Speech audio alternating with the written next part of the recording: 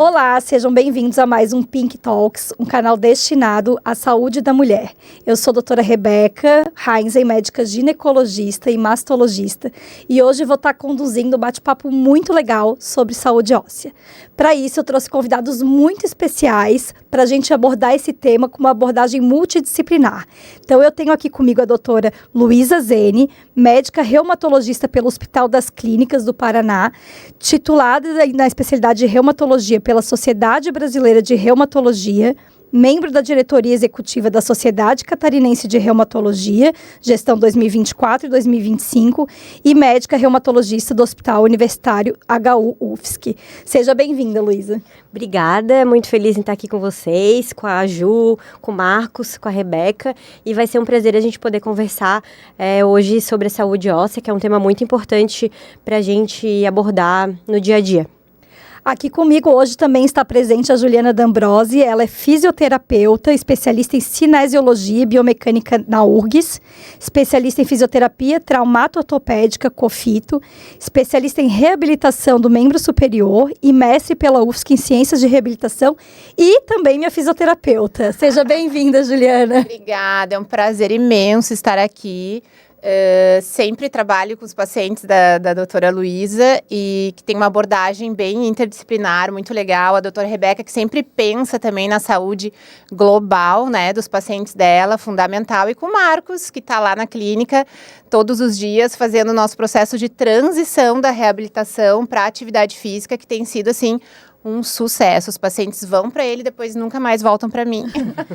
E por último, não menos importante, já apresentado aqui pelas duas convidadas anteriormente, está aqui conosco o Marcos Vinícius Unines Grotti, educador físico pelo Cefid da UDESC, personal trainer desde 2003 e especializado em terceira idade e doenças crônicas. Seja bem-vindo, Marcos. Obrigado pelo convite. Prazer aqui estar batendo esse papo. Acho que é um assunto super relevante. Daqui a pouco a gente vai estar falando aí que tem muita gente que acha que não vai ter problema, né, com osteoporose. Os números aí mostram muito pelo contrário, né? Perfeito. Exatamente por isso que eu resolvi trazer esse tema tão importante de saúde óssea. Principalmente porque a nossa população vem envelhecendo.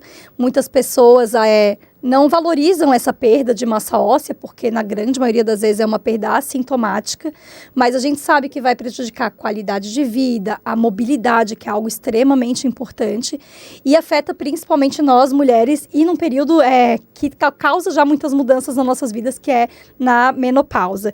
Então, eu acho que a gente vai ter um bate-papo muito gostoso. Eu não sabia que vocês encaminhavam uma para as outras, então eu acho que eu tive até sorte para isso. Então, vamos conversar um pouquinho, Lu. Vou começar perguntando para ti, vou te chamar de Lu, porque acho que a gente tem um grau de intimidade aqui, é para ser bem descontraído. A gente sabe da importância dos nutrientes para a saúde óssea. Como a gente consegue pegar esses nutrientes, que, a meu ver, é mais o cálcio, na dieta adequadamente? Então, para melhora da massa óssea, né, quando o paciente, enfim, tem uma perda de massa óssea, é diagnosticado ou com osteopenia ou com osteoporose, a gente precisa ter dois nutrientes importantes, né, que é o cálcio e a vitamina D. Os dois trabalham em sinergismo, então se a gente não tem um, a gente não consegue absorver o outro, então a gente precisa ter os dois. O cálcio, a gente adquire ele principalmente na alimentação, tá? Hoje as recomendações internacionais e nacionais, elas nos encorajam e falam para a gente usar principalmente o cálcio na alimentação. Evitar a suplementação, porque a suplementação tem seus riscos, que isso a gente também pode falar depois, mas hoje, se o paciente ele não pode suplementar na alimentação por algum motivo, aí a gente faz cálcio comprimido, para conseguir ter um bom aporte de cálcio para a questão da perda de massa óssea. O cálcio na alimentação, a gente consegue obter em vários alimentos que hoje não são só leite, queijo e derivados, né? Então, a gente consegue obter em vegetais verdes, que a gente já sabe, né? Teria que comer uma porção grande para ser só ele, né? Então, a gente tem que usar com outros alimentos. Hoje, a gente tem os leites não derivados da vaca, né? Os leites de vegetais. Então, leite de amêndoa, leite de castanha. Então, esses leites, um copo deles, a gente consegue suprir até 400 miligramas de cálcio diário, né? A gente precisa de mais ou menos 1.000, 2.000 2.000 para ter uma saúde óssea boa e como um tratamento. Então, se a gente tomar 2 copos de leite de castanha ou de amêndoa durante o dia, a gente já supre o cálcio e a gente não precisa suplementar.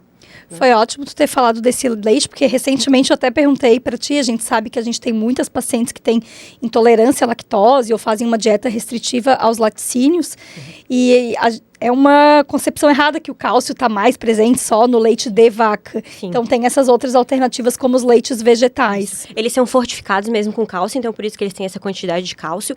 E não é só porque o paciente tem intolerância à lactose que ele não pode usar os derivados do leite, né? Ele pode usar suplementos sem lactose, então é uma alternativa também.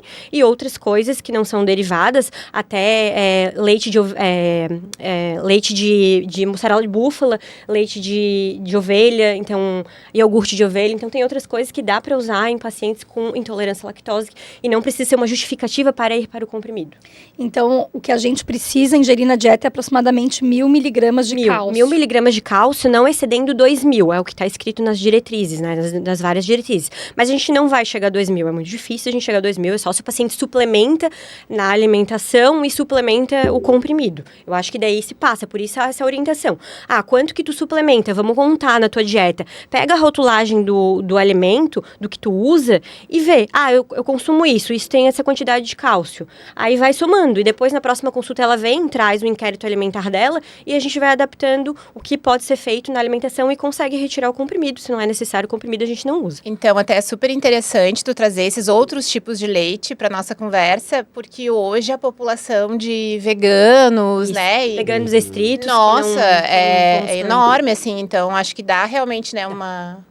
Com certeza. Porque a gente, às vezes, fica suplementando e o cálcio no comprimido, mastigável, não é tão tolerável assim pelas pacientes. Ele tem efeitos colaterais, eles têm que ser tomados em horários específicos, né? O carbonato, ele tem que ser tomado após as refeições, por causa da absorção. Já o citrato, ele pode ser tomado em jejum, né? Mas ele é um pouco mais caro, mas também tem efeito. E a quantidade de cálcio que a gente ingere, às vezes os suplementos, não na alimentação, eles aumentam o risco de pedra no rim. E até essa questão que vem sendo levantada já há bastante tempo, e os estudos são um pouco controversos, mas a conclusão é que para diminuir risco cardiovascular, é melhor o cálcio na alimentação. Ou evitar o comprimido. Então, assim, como a gente sempre bate aqui, para quem já ouviu nossos podcasts, como a alimentação tem um papel fundamental. E não é uma coisa tão difícil de fazer pelo que tu tá falando, né? 2 copos de leite, verdes escuros, que tem bastante cálcio. Tofu é uma coisa que tem também pros veganos, né? 400 miligramas de cálcio. Suco de laranja também tem bastante cálcio. São coisas que a gente às vezes não imagina. Gergelim dá para colocar na alimentação. Então, são coisas que a gente consegue. Pacientes que não conseguem absorver, né? Algumas pacientes eu até encaminho para nutricionista, mas acho que é uma coisa tão básica que dá pra gente fazer no consultório, ela não tem necessidade, né? E a paciente pensando em saúde óssea, além do cálcio, ela obrigatoriamente precisa cuidar dos níveis de vitamina D ou não? Com certeza, porque no alimento não é o suficiente, tá? Então, a gente precisa suplementar a vitamina D também. A gente precisa de mais ou menos 800 a 1.000 unidades internacionais de vitamina D por dia, tá? Só ir pro sol também não é o suficiente, né? O sol, ele não vai te produzir vitamina D, ele vai fazer a síntese da vitamina D para uma vitamina D ativa para ter a função dela, né? Então, o sol é importante nisso. A gente tem que tomar sol para conseguir isso, mas a suplementação de vitamina D exógena também é importante. Então, a gente tem que fazer essa suplementação, e a suplementação em unidades internacionais, para o início, é mais ou menos 800 a 1.000. Mas depois de mais ou menos 8 a 12 semanas, a gente tem que avaliar o nível sérico da paciente. Então, é pelo nível sérico que a gente controla a dose de vitamina D de cada paciente. Por quê? Porque tem gente que tem má absorção intestinal, tem gente que fez cirurgia já bariátrica, tem pessoas que usam inibidor da bomba de próton, que atrapalha todas essas absorções. Então, a gente precisa dosar depois para ver. O nível sérico dela está acima de 30, até mais ou menos uns 60, é nessa faixa que precisa ficar. Muito bom isso, porque as pessoas hoje em dia suplementam a vitamina D, cálcio, enfim, mas principalmente a vitamina D, assim, como se pudesse usar qualquer nível de vitamina e fosse o mesmo para todo mundo. Realmente existe um valor recomendado. Bom, a gente falou um pouquinho aqui de como a gente consegue mudar a nossa saúde óssea com a alimentação. Então, sempre tem esses 2 principais pilares da nossa saúde, que é a alimentação e a atividade física. Então, por isso, eu tive a honra de ter um personal trainer aqui. É difícil a gente conseguir ter essa conexão com vocês, né? É mais uma coisa que a gente contrata, trata na academia, mas que a gente não discute em equipe multidisciplinar. E tomara que vocês estejam mais presentes nos congressos, nos eventos médicos. Marcos, conta pra gente então qual é a importância do exercício físico para a saúde do osso. A gente não vai malhar o osso, né? Então, não, mais ou menos, né? Então, a importância, eu vejo assim, a gente coloca que tem duas fases que são bem importantes, né? Na prevenção, né? E aí é um ponto que eu me preocupo bastante, porque a gente sabe que a gente tem um pico de massa óssea ali na segunda, terceira década da vida, né? Então, ali os adolescentes, jovens, e para a gente fazer esse pico de massa óssea, a gente precisa que haja o estímulo, né? Que basicamente é uma boa alimentação e o corpo se movimentando, né? Tem um estímulo elétrico que o movimento produz em cima do osso, que é esse estímulo que vai fazer com que haja mais fixação do cálcio no osso. Só que as pessoas hoje, os jovens, aí, as crianças, estão se movimentando cada vez menos, né? Aqui já dá uma conversa paralela, né? Mas é o que me preocupa um pouco, né? Porque assim, a prevenção não está acontecendo. Né? As pessoas estão muito sedentárias, muito na frente de tela, não estão mais brincando na rua, enfim. E a outra fase é depois ali, principalmente as mulheres, na menopausa, né? Que começam a ficar muito sedentárias também. E aí a perda de massa óssea ela começa a ficar ainda maior. Né? A gente sabe que quando a pessoa é mais ativa, essa perda ela vai existir, só que numa velocidade menor, né? E a gente hoje, à medida que a nossa expectativa de vida está aumentando, hoje a gente fala em osteoporose já masculina também, né? Porque a mulher ali vai... A gente não via isso antes, a gente não via, porque a expectativa de vida até pouco tempo atrás era menos de 70 anos, né? Hoje o Brasil, acho que a gente está com 73, alguma coisa nesse número médio aí. Mas se o homem bate 80 e poucos anos, 90... ele já começa a aparecer osteoporose também, né? Já começa a... Não, e olha como é importante isso que tu falou da expectativa de vida. Até pouco tempo atrás, a expectativa era muito baixa. Então, claro, a gente tinha um número X de mulheres que tinham osteoporose, mas assim, a gente ainda via casos... assim, mais isolados. Hoje em dia, como a gente vai viver muito, eu falo para meus pacientes, a gente vai viver sem, fácil, se a gente se cuidar. Só que se a gente também não se cuidar, a gente vai viver sem ruim, vai fraturar o fêmur, vai fraturar a lombar, e isso tem um impacto absurdo, né, para como a gente vai viver. E se a gente não começar a prevenir desde já e ter uma osteoporose lá no futuro, a gente vai ter que usar medicação, né? Junto com as outras coisas. E as medicações, elas foram estudadas até um certo período de tempo, né? E elas têm os seus efeitos colaterais. Então, como é que a gente vai conseguir tratar todo esse tempo, né? Então, a prevenção é importante também por isso. Sim, e a depender do grau também a gente não vai conseguir retroceder, né? Vamos dar qualidade novamente para esse osso. Esse é o problema. E, Marcos, assim, eu vejo muito, tu trabalha bastante com a terceira idade, né? Então, eu tenho uma faixa, a Luísa também deve ver isso e a Ju também, uma faixa etária que as pacientes fazem muito pilates, né? Elas são fãs do pilates, nada contra o método do pilates, mas assim, existe algum exercício físico que seja melhor para o osso? Então, uma paciente que já está tendo uma perda de massa óssea. Eu, como médica, no consultório, eu aprendi isso, né? Que eu tinha que orientar a fazer musculação. Daí para cardiovascular, aeróbico. Então a gente tem que fazer tudo, eu falo para elas, né? Não adianta só fazer musculação, não fazer aeróbico. Mas existe algum tipo de atividade, de treino específico para a saúde do osso em si? Então, para a saúde do osso e para a saúde muscular também, né? Já falando um pouquinho em sarcopenia também, atividades contra a resistência. E aí a mais comum aí, que logo vem à mente aí, é a musculação, né?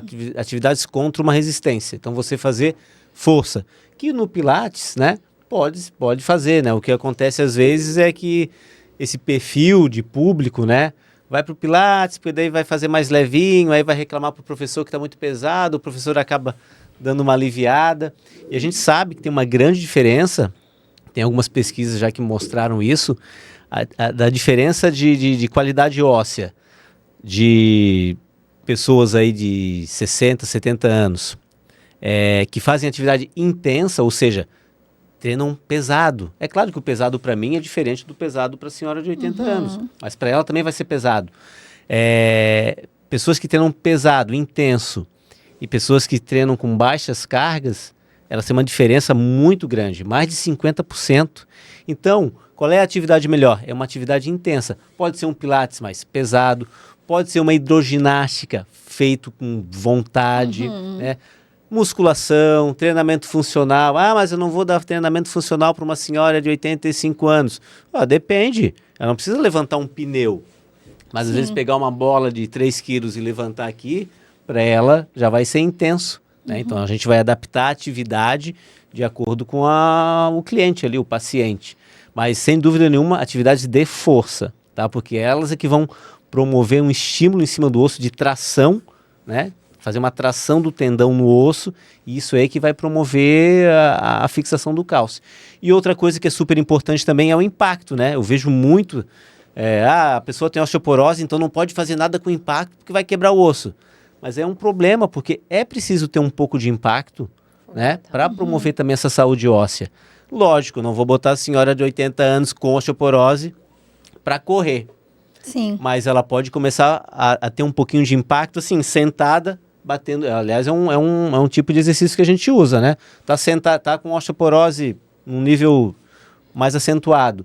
Fica sentadinha, batendo com o pé no chão. Já vai estar promovendo um impacto ali. Olha só. Depois evolui para uma caminhada. Então, tudo é adaptado, né? Mas é aquela história de fazer, vou fazer natação porque não tem impacto. É preciso ter um pouco de impacto. Né? Então, esses mitos aí, esses medos aí, tem que ser um pouco revistos também. Eu achei ótimo que tu falou isso, que daí eu vou entrar numa pergunta para Juliana, né? Tem muita paciente, a Luísa também deve ver isso, que fala assim, ai, doutora, não consigo fazer porque eu tenho um problema no joelho, no ombro, algum problema articular que eu acho que eu não conheço uma pessoa que não tem ou não vai desenvolver ao longo da vida alguma lesão articular. E daí elas usam isso como justificativa para não fazer atividade física. Como que a fisioterapia pode ajudar nessa reabilitação? Então, isso acontece demais, assim, né? No dia a dia do consultório, da gente que trabalha com movimento e da reabilitação músculo-esquelética mais precisamente, assim, a gente vê muito os pacientes que, por algum tipo de lesão, decidem abandonar qualquer atividade física. E a coisa que eu sempre falo e faço o paciente retomar, converso com o personal, né? Porque nem sempre eles fazem com o personal lá na clínica, cada um já tem o seu personal. E eu converso com o personal para a gente adaptar o treino. Isso é fundamental. Parar, não.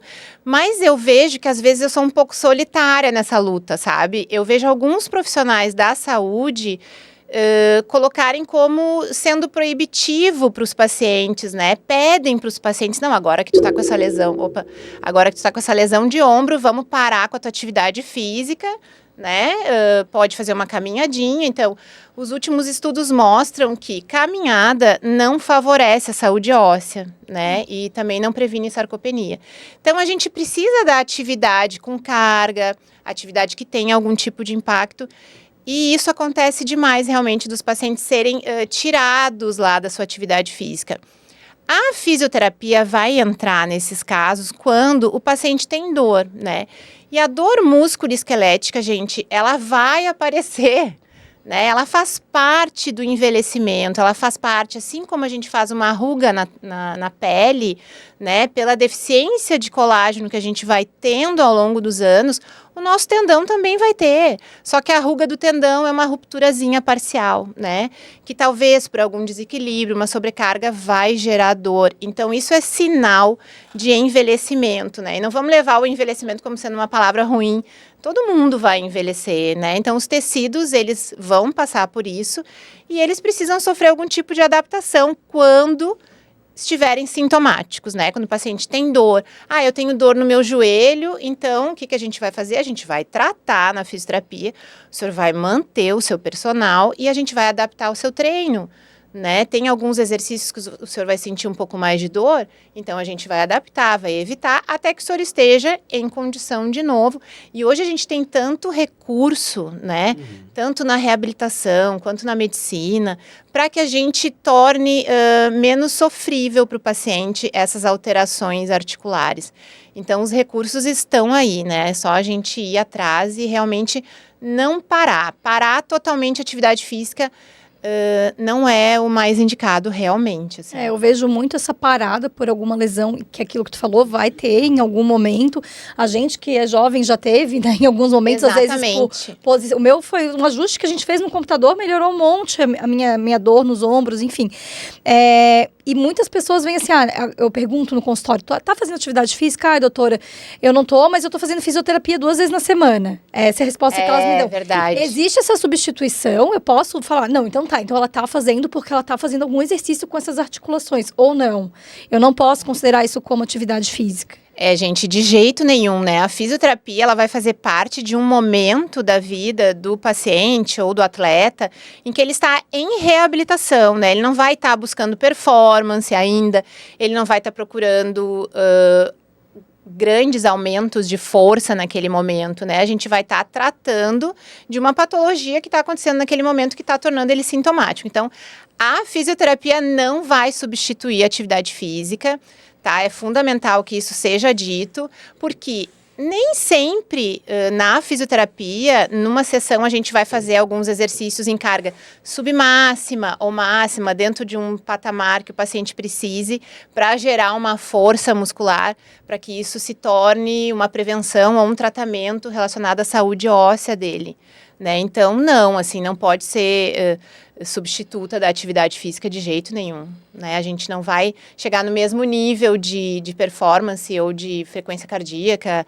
sendo cardiovascular, então não. Ótimo. Então, olha só, pessoal, quem está em reabilitação aí é reabilitação. É importante que as especialidades se comuniquem, né? Uma coisa importante da gente falar de dor é sempre explicar para o paciente que tem osteoporose que a osteoporose não dói. Eu ia te perguntar isso. Qual isso é era legal o sintoma mesmo. de Como osteoporose? vocês estão falando de dor, né? Osteoporose, para todos os pacientes, eu explico na consulta. E isso não está causando a tua dor, então vamos investigar outra coisa, né? Osteoporose não faz isso. Todas acham que a dor é disso, Quando né? a gente tem dor, é porque talvez a gente possa ter fraturado e a gente tem que ir atrás da fratura. Isso. Né? Então já entramos Não, em outra... é uma coisa muito comum, né? Porque como vem de uma geração que vai ter dor em algum lugar, na hora que a gente pede um exame para avaliar a saúde óssea, como a densitometria... a dor está aí, doutora. Por isso que eu sinto dor na coluna, enfim, realmente, né? A Luísa ressaltando aqui, a osteoporose não causa dor. Eu ia te perguntar se causa algum sintoma, mas acho que tu já respondeu. Mas aproveitando, tu podia explicar pra gente qual que é a diferença de osteopenia para osteoporose? Então, para a gente fazer o diagnóstico da osteoporose, a gente não precisa necessariamente da densitometria. Quando o paciente ele tem uma fratura por fragilidade, né, se vocês quiserem me ajudar nessa, uma fratura de baixo impacto, né, ou uma fratura da própria altura, uma queda da própria altura, que faz uma fratura, principalmente do fêmur, da mulher radiodistal, do úmero, da pelve também, né, então essas fraturas por fragilidade, elas são consideradas com o paciente com diagnóstico de osteoporose. A gente tem que tratar, independente da densitometria. Aí a gente pede a densitometria mais para saber os parâmetros dos valores ali da densitometria e acompanhar o paciente, tá? Nos pacientes que a gente pensa em uma osteoporose pós-menopausa, sem fratura, ou uma osteoporose secundária, aí a gente pede o exame da densitometria óssea, que é um raio-x que vai absorver os raios ali e vai plotar ali no exame um raio-x, mas um raio-x da densidade do osso do paciente. E aí a gente vai conseguir ver se o paciente tem uma densidade normal para a idade, ou se ele tem uma densidade reduzida, que não chega a ser osteoporose, que é a osteopenia, ou osteoporose. A gente usa valores por desvios padrões, tá? A gente tem o T-score no exame e tem o Z-score. O T-score a gente usa para comparando a população da mesma idade. Então, para pós-menopausa, a gente usa o T-score. Esse T-score, ele precisa estar entre... até 1 é uma pessoa considerada normal, tá? Um desvio padrão, normal.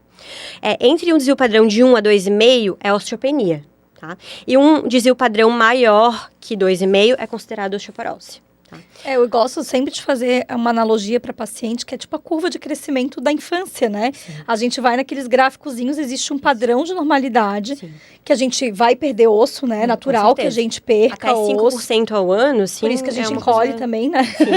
Aí a vértebra vai diminuindo. Mas tem quando perde a mais é que a gente tem essas definições. Aí né? a gente também tem a definição de baixa massa óssea. Quando o paciente é mais jovem, aí a gente define baixa massa óssea até 2 desvios padrões, né? Daí baixa massa óssea ou baixa massa óssea normal.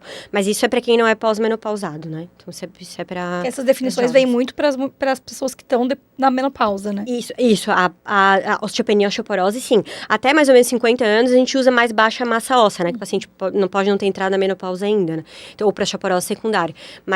Mas depois da menopausa, a gente usa o T-score e é entre o 1 até o 2,5 e o 2,5 para cima. desvio padrões em relação Vocês dois usam algum exame clínico, ajuda para vocês saberem essa saúde óssea da paciente, a paciente chegar com uma densitometria óssea, algum dado, algum exercício de mobilidade, alguma coisa, as pereguinhas que a nutricionista faz bastante, o Marcos também deve fazer.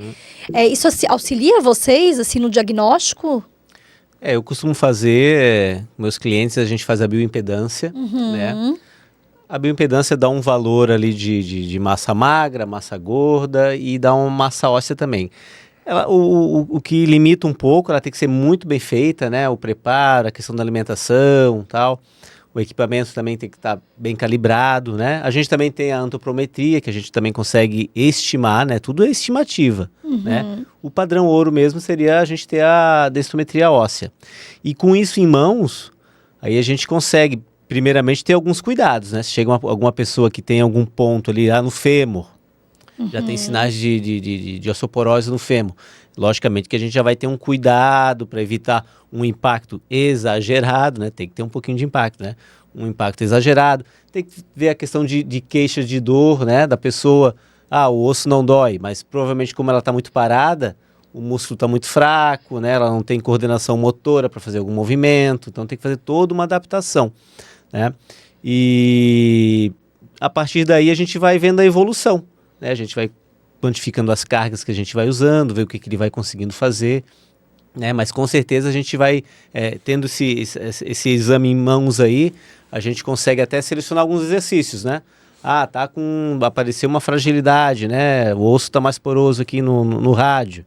Então a gente vai ter algum cuidado a mais aqui e principalmente escolher exercícios que vão gerar tração aqui nessa região onde está deficiente ali a questão óssea, para promover, pelo menos estagnar aquela perda óssea ali, né? Bom, é bem legal isso que tu falou, porque normalmente não existe essa avaliação, né, em lugares assim, academias grandes, onde tem muito profissional, pouco profissional para muito cliente, não tem essa avaliação de mobilidade, quantas vezes eu te pediram me um atestado de saúde para academia?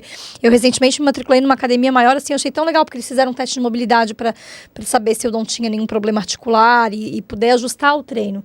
Então, eu acho que às vezes a pessoa até, claro, é uma população pequena que tem condições de ter um personal só para ela, mas às vezes pelo menos uma avaliação inicial, sabe, assim, tipo assim, para ter uma...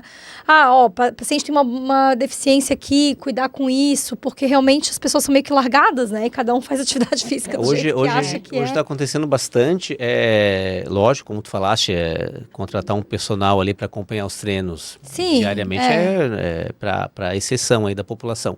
Mas o que acontece muitas vezes hoje é a pessoa contrata uma avaliação, né? Isso. Faz uma avaliação isso que eu queria dizer. E uma prescrição. Né? Então, isso acontece bastante lá comigo também. Então, a pessoa vai lá, a gente faz 2 horas de várias avaliações de mobilidade, de composição corporal, de preferências, né? Eu sempre, quando eu começo com alguém, é super importante ver as preferências, os gostos, a disponibilidade. Porque não adianta eu dizer para ti que a natação para ti vai ser o melhor exercício. Se tu odeia nadar, sim, não adianta. Então tem que adequar todas as tuas limitações, as tuas necessidades, os teus objetivos com o que tu gosta de fazer. Aí eu tenho que sentar, pensar, organizar uma sessão de treinamento, e aí eu te proponho, aí eu coloco lá, ensino, e aí a pessoa faz lá 2 meses, aí eu vejo de novo, a gente faz uma reprogramação, ela continua, faz mais 2 meses, lógico. Quem tem condições motoras para treinar sozinho, habilidade, né? Sim. E lógico também, eu não vou passar uma coisa super complexa para uma pessoa que eu sei que não vai conseguir fazer um exercício complexo, né? A gente tem que adequar de acordo com o perfil. Mas é super importante isso aí. Mas eu acho que a gente tem também uma forma fácil até para o pessoal, porque eu acho que vai ter um monte de gente aqui nos acompanhando também, nos ouvindo, que às vezes não tem as ferramentas, né? E tem coisas bem fáceis, assim, que no dia a dia a gente pode começar a perceber. A gente sabe que a sarcopenia hoje, né, a sarcopenia, a perda de massa muscular, diminuição da massa muscular, ela está muito associada à osteoporose, né? Andam juntas. Então, a perda de força muscular já é um indicativo que a saúde óssea não está indo bem. Tá? Então, a gente tem um instrumento, por exemplo, lá na clínica, a gente tem um instrumento que é validado para estudo científico e tal, que é o JAMAR, super simples, que é um dinamômetro de força de preensão da mão. Tá? Então, a força de preensão, a gente tem uma média da mulher e uma média do homem. Quando fica muito abaixo, a gente sabe, através de estudos científicos, que está tendo perda de massa óssea, tá? Além, óbvio, da perda de força muscular. Então, acredito que o personal pode carregar na mochila, né, de um lado para o outro, um dinamômetro, ou até mesmo um dinamômetro de força que sirva para tudo, para testar a força de membro inferior, né, de membro superior. Como lá na clínica eu atendo muito fratura de rádio distal, tu me perguntou, Rebeca, por que seria importante para a gente ter, né, alguma coisa que pudesse avaliar. Porque as mulheres chegam com fratura do rádio distal, geralmente ali após os 45, 50 anos, né? E elas chegam, fazem o tratamento da fratura, mas sequer elas vão atrás para saber como é que está a saúde óssea, né, de uma forma global. E a gente sabe que a fratura de rádio distal é um dos indicativos, né, na mulher pós-menopausa ou na menopausa, de estar com a saúde óssea fragilizada. Então, seria uma questão nossa do profissional de saúde, já fisioterapeuta, do educador físico, de, né, chamar atenção para ela. Não, quem sabe tu vai lá, consulta com a tua gineco, com a tua reumato. É porque tem ortopedista que o paciente fratura, infelizmente eles não encaminham, né? E vão parar em vocês também, um né? atendimento muito de emergência, né, eu acho. Mas, exatamente, às vezes é um atendimento de emergência. Não explica, né? Ah, não, essa fratura aí provavelmente foi por fragilidade óssea, né? Então vamos investigar, né? Então é importante a gente ter alguma ferramenta, já que isso vai chegar pra gente, né? Eu acho muito legal, porque a gente está falando bastante de prevenção aqui de perda de massa óssea. Só que depois que a pessoa perde, a gente também tem que prevenir as fraturas. Exatamente. Né? Então, assim, claro que vocês já falaram bastante aí da reabilitação, da atividade física, mas existem coisas que a gente tem que orientar a paciente, né? De tirar tapete, usar aquelas total. coisas que elas morrem de vergonha, que eu falo, bota aquele negócio de segurar no banheiro, não sei se tem o nome daquilo, Luísa. E daí elas falam, pra elas é uma sensação de, assim, estou começando a ficar velha, incapaz, mas é importante esses cuidados, É super né? importante a gente orientar a adaptação da casa, né? Uma das coisas que eu falo até é não ter escada em casa, né? Então, assim, se a pessoa pode não ter, é melhor ela não ter, porque uma das coisas que mais faz a pessoa cair é a escada, né? Mas no banheiro é a coisa mais simples, né? No banheiro a gente tirar tapete, a gente não deixar ele molhado, né? A gente ter o negócio para segurar eu não mesmo. sei o nome daquilo, mas barras, né? Tem as barras, porque tem paciente que tá fazendo xixi, enfim, tá fazendo suas necessidades, e ela às vezes vai fazer alguma coisa pro lado que ela vai lá e escorrega. Então é uma coisa muito simples. Uma luz de acesso fácil, né? Que seja automática. Tudo iluminado. À noite, se a paciente vai no banheiro, às vezes tem pacientes que vão ao banheiro, tem que deixar uma coisa acesa, não dá pra... Não levanta rápido, às vezes pode ter tontura, porque às vezes idoso tem, né? Não levanta rápido pra não, né? Não ter uma crise de labirintite muito ali. comum também, eu não sabia, essa do tapetinho, a gente já sabe, né? E uma que pra mim foi surpresa num artigo que eu li, acho que foi ano passado, é a questão dos pets. E aí eu comecei a reparar lá na minha sogra, né, que tem um cachorro, tinha uma cachorrinha, enfim, e ela tá lá na cozinha, tá na bancada lá no fogão, e o cachorro tá sempre pertinho do pé, né? E aí numa dessa a pessoa vai dar um passo para trás, o cachorro tá ali, ou o gato, e aí ele não quer pisar em cima, vai dar um passo mais comprido, e nesse passo mais comprido se desequilibra e cai. Então é bem comum também, por causa dos pets. E assim, hoje em dia, a gente não presta muita atenção, né? Onde a gente pisa, a gente tá com o celular na mão, sempre fazendo alguma coisa. Calçadas são ruins, a situação das tem calçadas. que prestar Os muita sapatos atenção. são super importantes, né? E tem uma questão de até eu achei bem legal, que eu li um estudo australiano, que foi publicado num jornal de fisioterapia no Brasil, tá? Que eu achei bem interessante.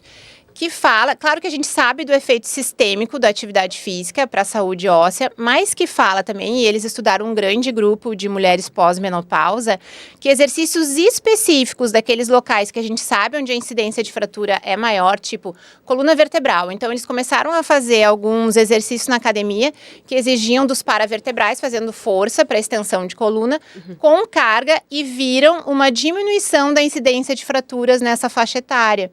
Né? O que é bem interessante da gente saber também, para condicionar os exercícios, né? Porque a gente sabe as regiões que são mais comuns de fratura, para justamente fazer uma prevenção de fratura, que é super importante, né? Que debilita demais, né? De quadril, então nem se fala. Não, de quadril eu sempre, acho que é o que eu mais assusto, assim. É. Né? É o que mais leva a incapacidade, a necessidade de ter um auxílio depois, né? Acho que 50% dos pacientes que fraturam o quadril, eles vão precisar de ajuda, né? Para se locomover com algum, seja com algum andador, com alguma coisa com muleta, né? E tem um estudo que não sei se chegaram a ver, acho que era idosos acima de 70 anos que fazem uma fratura de fêmur, eles têm uma expectativa de vida de 1,2 anos. É um negócio assim, mas né? a gente Porque pergunta cai, fica às vezes. acamado, né? Quantas vezes a gente pergunta assim, tua avó faleceu de quê? Porque fraturou o fêmur, daí fez uma embolia, daí não sei o quê, daí vira uma bola de neve mesmo. Pneumonia. É uma coisa trágica mesmo. Fraturar o fêmur é uma coisa muito impactante na vida e na mobilidade e tudo mais. Lu, e fala um pouquinho assim dos tratamentos. Eu também vejo uma resistência de algumas pacientes de aderirem ao tratamento, tanto medicamentoso, como o via oral, como os injetáveis, mas é muito importante, né, que a paciente tome os medicamentos. Tem pacientes que necessitam mesmo de tratamento medicamentoso, farmacológico, né, agora falando nas medicações. Então, hoje a gente tem, ainda bem que mais tratamentos de quando foi lançado o alendronato, filme em 1995, hoje já...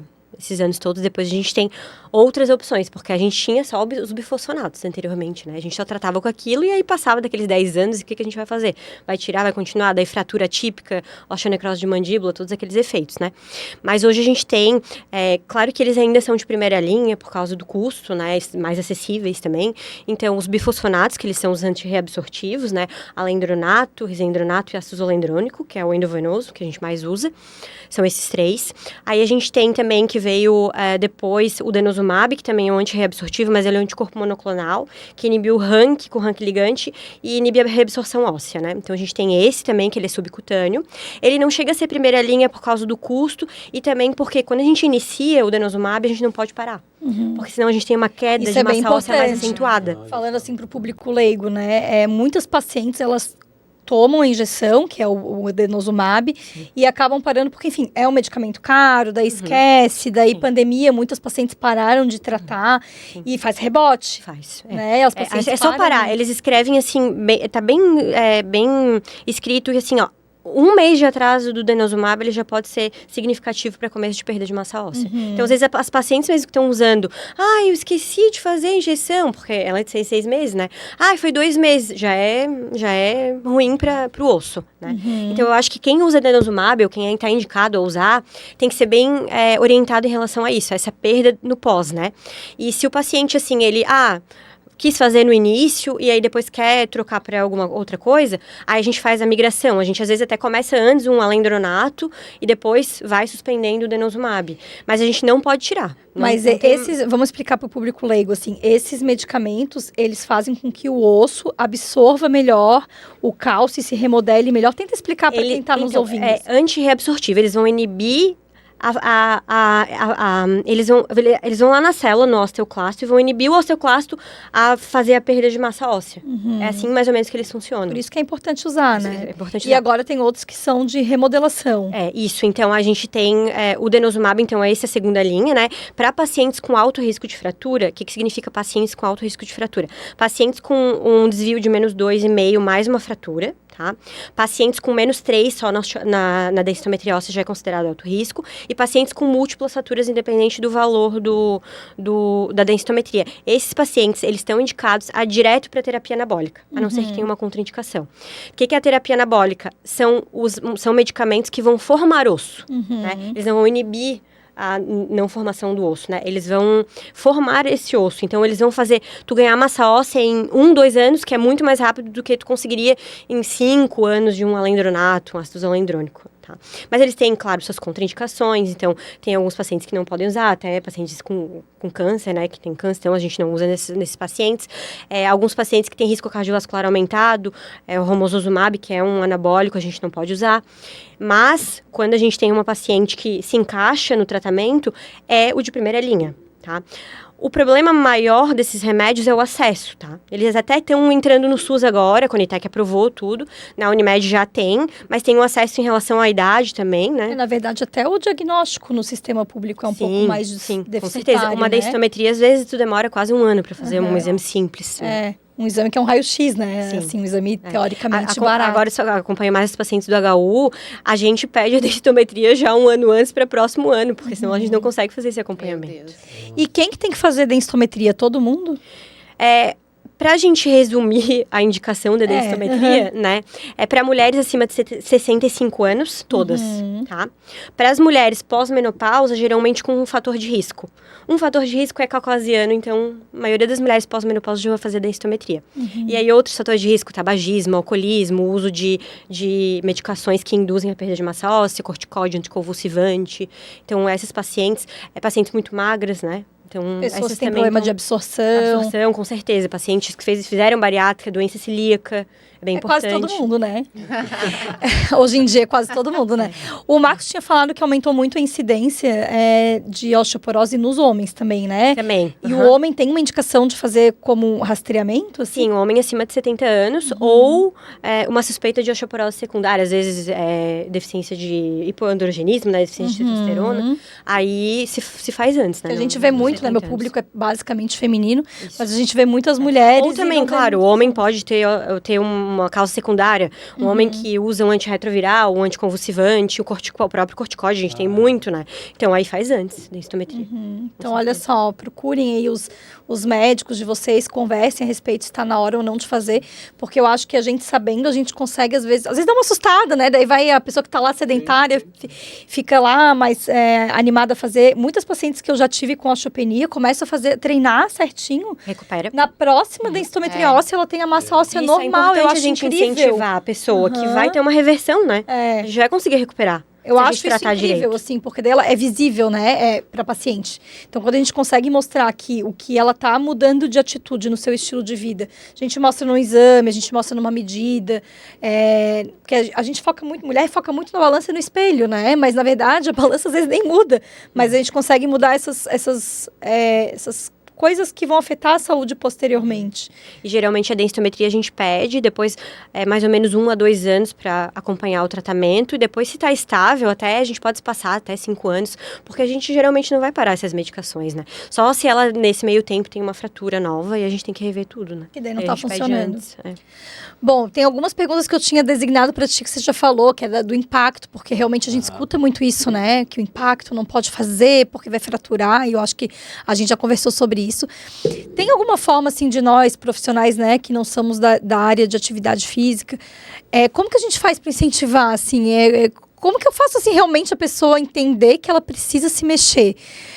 Tem alguma dica especial para nos dar e dar para quem está escutando? Vamos lá. A pergunta de $1 milhão. De $1 milhão. Então, acho que essa questão de dar entre aspas aí, ou sem aspas mesmo, um sustinho, acho que ela funciona. Tá? Eu costumo fazer isso lá na clínica, lá com os nossos atendimentos, porque não sei se o latino tem essa questão de pensar mais no imediato, mas de maneira geral o ser humano é assim. E aí até semana retrasada eu comecei a atender uma filha de um colega meu que está se formando em medicina e está naquela loucura, né, de residência e loucura, e fica muito tempo em pé, ela já tem uma limitação na coluna. E ela foi fazer uma avaliação comigo lá, e eu constatei lá que ela estava muito fraca, muito fraca. E aí eu até bati nessa questão, olha, tua massa muscular aí tá muito fraca pra tua idade. Nova, então. 22 anos, 22 anos. Olha só. 22 anos. E aí, eu disse, olha, eu não sei se como é que tu vai chegar com 60. Ela quase me deu uma bronca. Tu tá louca, eu tô com 22, tu já tá pensando lá na frente, assim, tô pensando lá na frente. É agora, assim, né? Ó, é agora que não tem que faz nada de fazer. exercício, porque, né, medicina estuda que nem um louco. Não pega branquinha, não pega sol, não faz exercício. Olha, teu futuro não é muito legal, não. Então, assim, tem que dar um sustinho. Aí, na semana seguinte, ela veio e já ela mesma começou a falar da questão de osteoporose, massa muscular, porque acho que eu tenho que me preparar, porque eu não tô aguentando o pique. Então, esses sustinhos aí Sabe Eu acho por quê? Qual que é a grande diferença aqui, né, nas nossas áreas de atuação, apesar de ser tudo saúde? A gente estudou na faculdade, a gente vem de uma época que a faculdade era muito doença. Então, ela não estava motivada a fazer, porque ela não estava pensando na saúde. Exatamente. Né? Diferente de vocês, educadores físicos, vocês estão pensando em saúde. Então, eu acho que tem esse gatilho. Eu na faculdade, eu só estudava também. Estudava. Essa chave virou depois do que eu virei super especialista. Comecei a entender que eu diminuía meu risco de câncer de mama. E daí eu comecei a ficar preocupada com o meu futuro. Exato. E comecei a fazer. E daí, aquela velha história, né? Depois que você acostuma, tudo bem, tu pode não amar, mas tu vai sentir falta se tu não treina uma semana. Tu vai perceber que começou a ter uma dor lombar, vai precisar de uma liberação miofacial, alguma coisa assim. E eu acho que passar a entender também a importância da musculatura, não antigamente, como a gente pensava, só em função, né? Consegue dobrar, esticar o braço, é o músculo. Ou estética, né? Eu quero que meu músculo apareça. Mas na importância metabólica, né? Na importância do músculo hoje como um órgão metabólico. Né? Inclusive para controle de todas essas doenças, né? Que a gente falou aqui. Então, acho que trazer essa importância, sabe? Para o paciente é bem importante. É como um remédio. Eu sempre falo assim, olha, atividade física para ti é como um remédio. Não pode parar. Em câncer de mama a gente fala muito isso, porque realmente diminui o risco de voltar a doença. Então, Pois é. imagina, já foi provado isso, que vai diminuir o risco de ela voltar. Ela pode tomar um remédio que vai ter o mesmo efeito da atividade física, na diminuição do risco. Olha só, que legal. E é um remédio de graça, né? A gente se movimenta. E outra coisa que também é muito importante, quando a gente fala, vamos fazer exercício. Tá, e aí boa parte da população realmente não gosta de fazer exercício. Não gosto. Musculação, então, né? Odeio musculação. Eu, particularmente, também não gosto de fazer musculação. Não é prazeroso para mim ficar levantando peso. Eu também. Eu queria ficar lendo um livro. Por mim, eu só andava de bicicleta, né? Mas é importante. E uma coisa assim, a pessoa não precisa virar um rato de academia, tá? Para ter esses benefícios. Tudo bem, se ele quer estética, ele quer ficar... A menina quer ficar com o bumbum durinho, o cara quer ficar com o braço gigante, aí beleza, aí ele vai na academia lá de 6 vezes por semana. Agora, para quem quer aumentar a densidade óssea, para quem quer evitar a perda de massa muscular, olha, se fizer um treino de intensidade aí de musculação 2 vezes por semana, meia horinha, ele consegue. Ótimo que tu falou desses minutos, porque eu ia te perguntar depois isso. Então, assim, um programa bem montado, 2 vezes por semana, 30 minutos, já reverte isso aí. E eu sempre falo isso para minhas pacientes. A gente perde 30, 40 minutos no celular facilmente. Muito mais. Então, um dia desse eu mandei uma paciente desligar o iFood. Ela falou que ela não estava conseguindo fazer dieta, porque ela pedia muito iFood. Eu falei, tira esse negócio do celular. Então, assim, às vezes são algumas estratégias, assim, bloqueia teu celular, deixa o teu celular longe, porque a gente perde isso e a gente podia estar fazendo um exercício, né? Então, é importante a gente falar nesses minutos. Não é assim, meu Deus, uma manhã inteira para fazer um treino. A gente 40 minutos, né? Então, assim, daí tentar organizar a rotina. Arrumar, né? Aquilo que eu falei, tenta arrumar alguma coisa que seja prazerosa, uma coisa que funciona muito, né? Às vezes é perto de casa.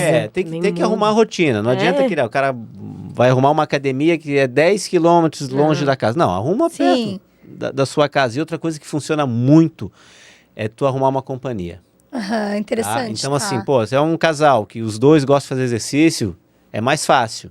Agora, eu tenho bastante isso aí. Às vezes eu atendo uma cliente minha, um cliente, e o marido, a esposa, não gosta.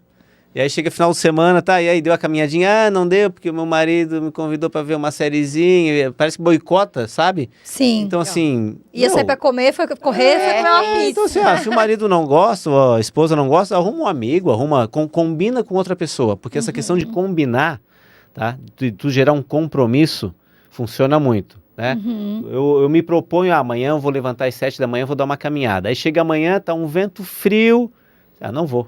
Agora, se tu combinou com alguém... é verdade. O personal funciona muito, né? Porque tem aquele horário fixo, né? Ele vai estar lá te esperando, então tu não vai querer cancelar em cima da hora, fica ruim. E eu acho que tem que botar na rotina, assim, tipo, eu vou... Esse é o horário, porque senão fica um horário meio que assim, mas daí eu tenho que ir no shopping, então eu não vou na academia. Então tem que ser um horário fixo, assim, aquele compromisso que tu não pode desmarcar por qualquer coisa. Óbvio que compromissos, né, agendas são maleáveis, mas enfim, tem que ser uma coisa assim, igual a gente tem tempo, né, pra almoçar, horário de almoço, horário da janta, o horário da atividade física, né? Sua saúde tem que ser a sua prioridade, não adianta. Eu falo sempre assim, olha, gente, é o teu bem mais valioso.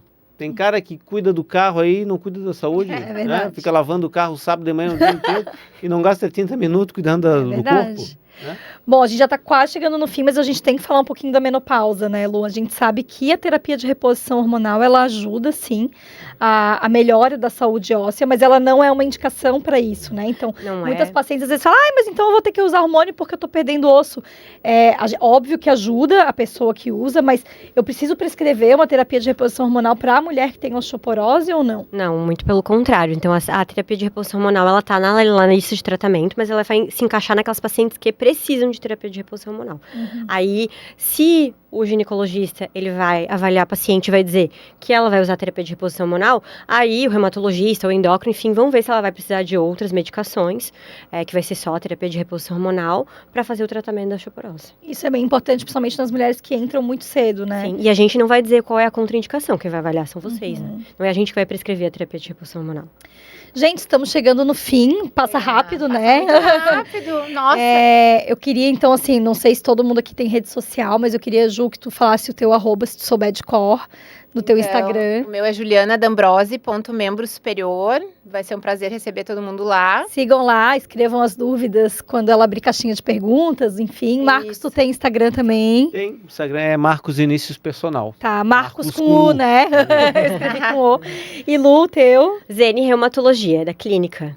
Bom, então sigam todos esses profissionais excelentes.